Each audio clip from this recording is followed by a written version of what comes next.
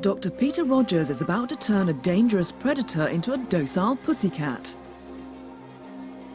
The wildlife vet is visiting South Africa's Kapama Game Reserve to check on Bongani.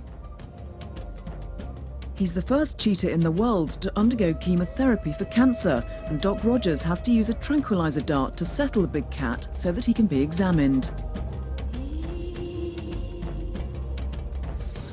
Just move away.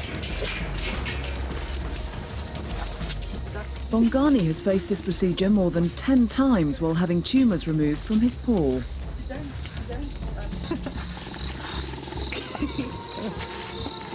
Recently, the cheetah has been limping, and Doc Rogers is worried that the cancer may have returned.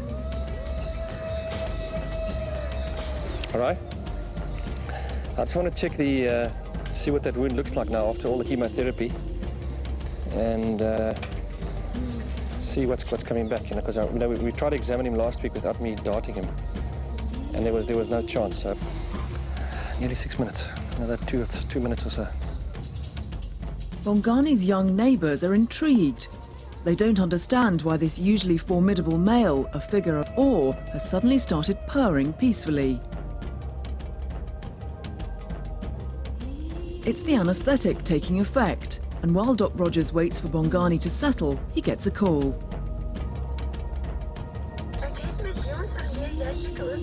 A local rancher on a neighbouring farm needs help with 2 orphaned cheetah cubs. Doc Rogers agrees to pick them up later after examining Bongani.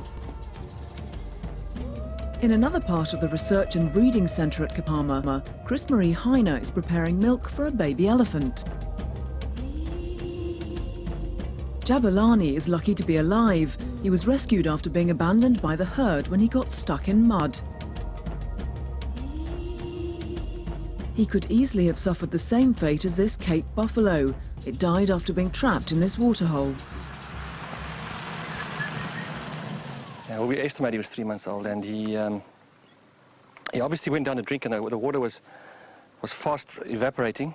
And it was actually on a private farm about 80 km from here, and he went in with his mother and the rest of the herd into the water, and he obviously got stuck.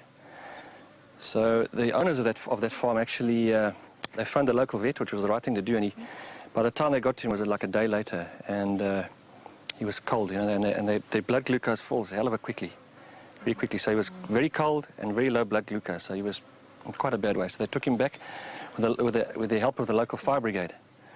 But it just reminded me, looking at this, because if they'd been maybe a day or so later, he wouldn't have made it.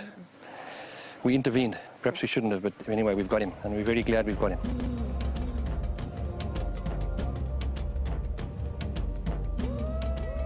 In the safety of Kapama, Jabu is thriving. He drinks 5 litres of baby formula milk every day, and he already weighs 500 pounds. He's growing at a staggering rate of 12 pounds a month.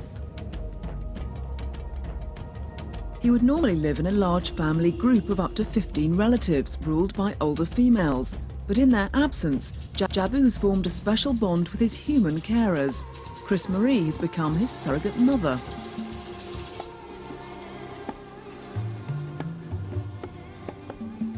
Together with Scarpy the sheep, they are his constant companions.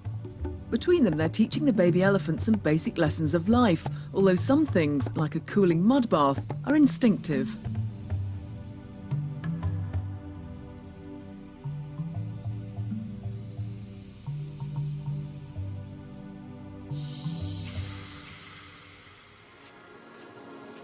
Just a few miles away, 2 orphaned cheetah cubs are becoming stressed and confused after being cooped up for hours. The rancher believes that their mother was run down by a car, but there's no sign of her body.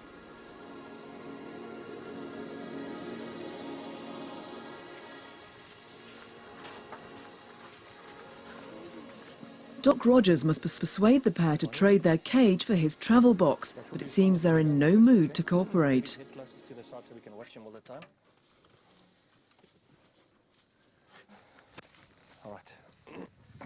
In Animal Doctors Part 2, we'll rejoin Dr. Rogers to see how he deals with a reluctant duo.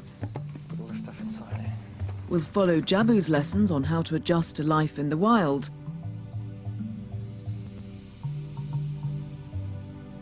And we'll get the results of Bongani's examination and his fight for survival.